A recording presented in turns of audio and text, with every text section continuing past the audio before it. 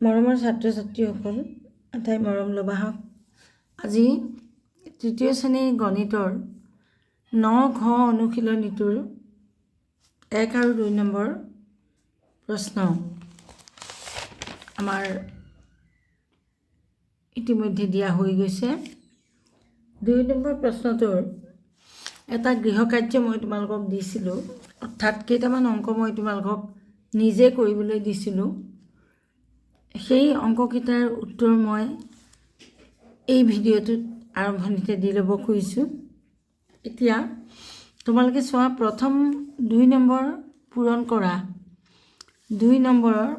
কৰা এই অংকটো তোমালোকৰ 2.35 টকা 2.35 টকা 2ৰে পূৰণ কৰিব লাগে।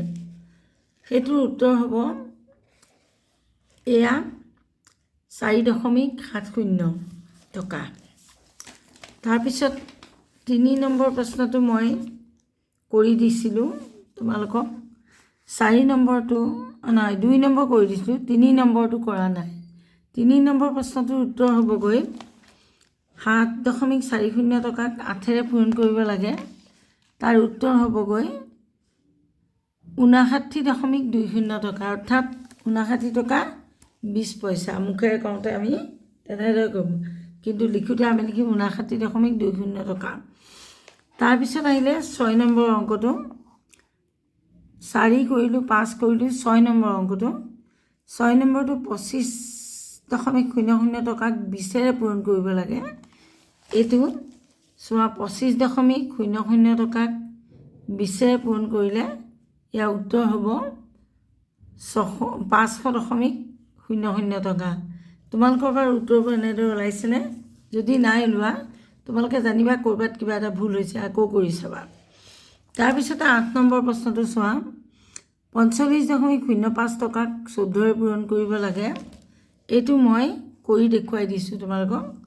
4 5 গুণ 20ৰ 0 উকলিবৰ 2। এইটো মই পেঞ্চিলেদি তোমালোকক দেখুৱাই দিছোঁ। এয়া উকলিবৰ 2। তাৰপিছত 4 0 0, 2টো যোগ দিলে 2 হ'ব, এইটো কাটি দিয়া। 4 5 গুণ 20 20ৰ 0 উকলিবৰ 2। আকৌ 4 4 গুণ 16 17 18। এতিয়া প্ৰথম শাৰীটো এনেকৈ হ'ল। এতিয়া দ্বিতীয়বাৰ আকৌ একেৰে কৰিব লাগে। একেৰে যদি আমি কিবা এটা সংখ্যাক পূৰণ কৰোঁ, তেনেহ'লে সেই একেকেইটা সংখ্যাই বহে। 1 5 গুণ 5 আমি একেৰে কৰিছোঁ, যিহেতু এই পোনে পোনে বহিব, এইটো লাইনত নবহে দেই। 1 5 গুণ 5 1 0 0, 1 5 গুণ 5 1 4 গুণ 4। এতিয়া দুইটা লাইন আমি যোগ কৰি দিম।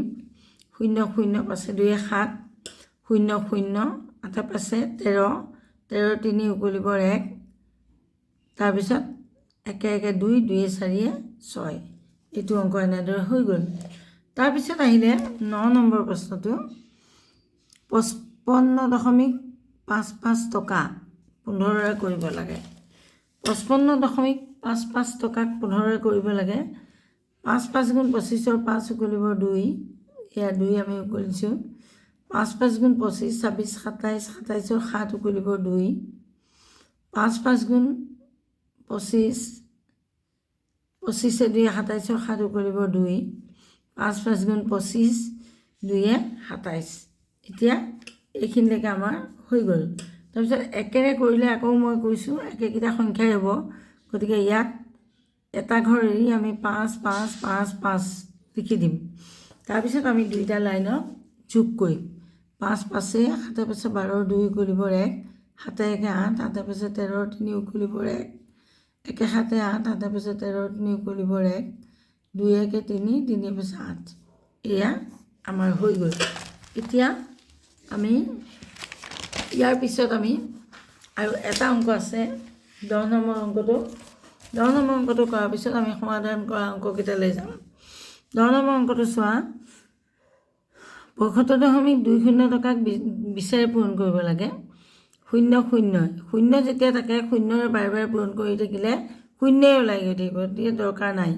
0 0 2 0 0, 2 2 গুণ 4, 2 5 গুণ 10ৰ 0 উকলিবৰ 1, 2 7 গুণ 14 একে 15 তো উত্তৰ হ'ল 1504.00 টকা এইটো অংক এইখিনিলৈকে আমাৰ হৈ গ'ল এতিয়া আমি সমাধান কৰাখিনিলৈ আহোঁ এখন কিতাপৰ দাম 32.50 টকা হ'লে 4খন কিতাপৰ দাম কিমান এখনৰ দাম 32 টকা 50 পইচা হ'লে 4খনৰ দাম বেছি হ'ব নহয় জানো এই 4ৰে আমি তাক পূৰণ কৰিম এখনৰ দাম পাতি ল'লোঁ 4খনৰ দাম সমান চিন দিলোঁ দি পেলাই এনেদৰে 4ৰে পূৰণ কৰিলোঁ 4 0 0 4 5 গুণ 20 0 উকলিব 2 4 2 8 8 2 10 10 0 উকলিব 1 4 3 গুণ 12 একে 13 এইটো উত্তৰ হ'ব 130 টকা তাৰপিছতে আহিলে এটা কণীৰ দাম 5 টকা 50 পইচা এটা কণীৰ দাম 5.50 টকা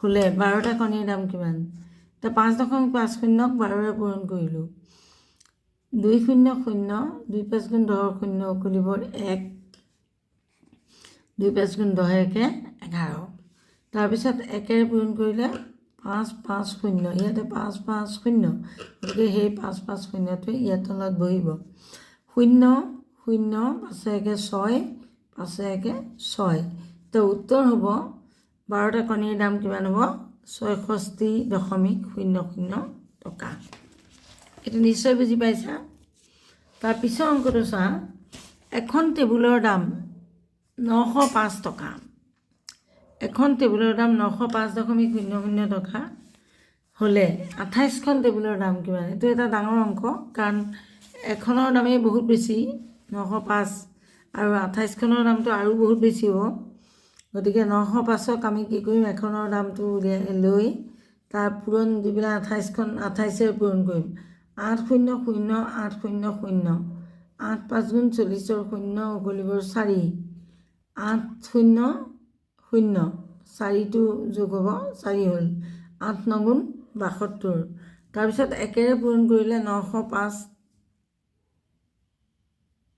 2 2 2 0 0 2 0 0 2 5 গুণ 10 0 উকলিব 1 2 0 1 তাৰপিছত 2 9 গুণ 18 তাৰপিছত দুইটা যোগ কৰি দিয়া 0 0 0 4 4 2 1 3 7 8 15 5 উকলিব 1 1 1 2 তো এতিয়া উত্তৰ হ'বগৈ 25,340 টকা উত্তৰ হ'বগৈ 25,340 টকা তাৰপিছত আহিলে এক দিস্তা বহীপাতৰ দাম অৰ্থাৎ কাগজ বহীপাত মানে কাগজ এক দিস্তা বহীপাতৰ দাম 12 টকা 50 পইচা হ'লে 8 দিস্তা বহীপাতৰ দাম কিমান হ'ব এই 12.50 টকাক 8ৰে পূৰণ কৰি দিয়া 8 0 0 8 5 গুণ 40 0 উকলিব 4 8 2 গুণ 16 16 4 20 0 উকলিব 2 8 গুণ 8 8 2 10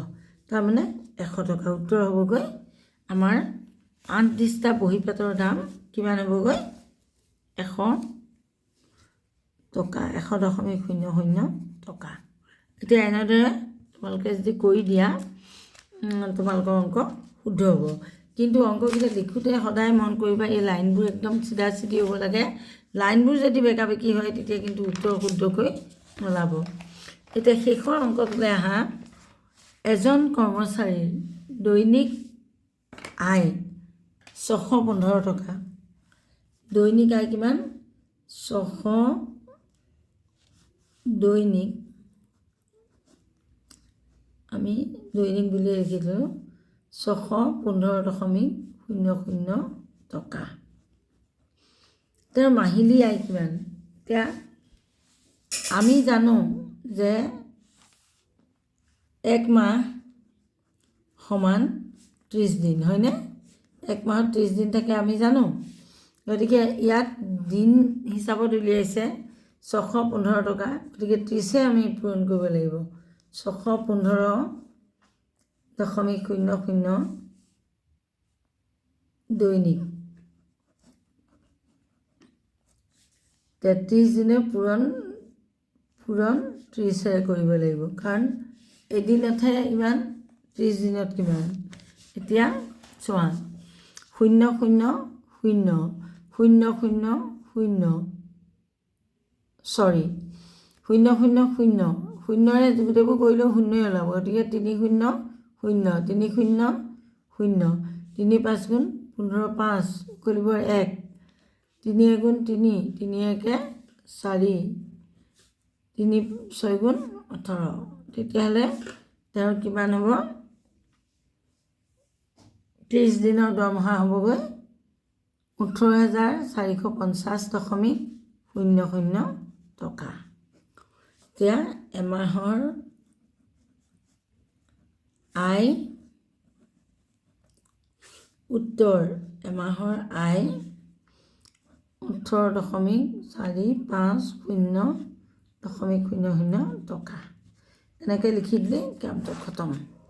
এতিয়া তোমালোকক যদি ধৰি লোৱা তেনেকৈ কেতিয়াবা এসপ্তাহ বুলি দিব পাৰে, তোমালোকে এসপ্তাহত যে 7 দিন সেই কথাটো লিখি ল'ব লাগিব, সেইটো পাহৰি নাযাবা। যদি তোমালোকে এমাহটো একেৰে পূৰণ কৰি থাকা আৰু ভুল হ'ব অংকটো, বুজি পাইছা? এমাহটো যদি 1 বুলি পূৰণ কৰি থাকা ভুল হ'ব, গতিকে এমাহটোত কিমান দিন সেইটো কথা তোমালোকে উল্লেখ কৰি ল'ব লাগিব, তাৰপিছত সেই দিনেৰে তাক পূৰণ কৰিব লাগিব। মনত থাকিবনে? এইখিনিতে এই পাঠটো শেষ হৈছে। মই ভাবোঁ যে তোমালোকে বুজি পাইছা নাই বাৰু?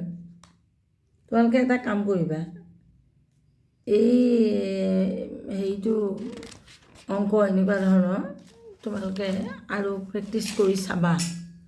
মই চাম, যদি গুগলত পাওঁ মই এখন কুৱেশ্যন পেপাৰ তোমালোকক দি দিম প্ৰেক্টিছৰ কাৰণে, তোমালোকে প্ৰেক্টিছটো কৰি ল'বা একেধৰণৰ অংক, হ'বনে?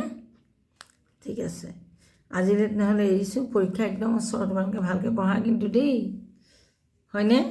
ভালকৈ পঢ়া। গতিকে তোমালোকে আজি হ'ল 13, কাইলৈ 14, পৰহিলৈ 15, 17 তাৰিখৰ পৰা পৰীক্ষা নহয় জানো তোমালোকৰ? গতিকে তোমালোকে ভাল ধৰণে পঢ়িবা, আটাই ভাল ফল দেখুৱাবলৈ সক্ষম হ'ব বুলি মই আশা কৰিলোঁ। আগতীয়াকৈ সকলোকে শুভেচ্ছা জনালোঁ দেই। ইমানতে এৰিছোঁ।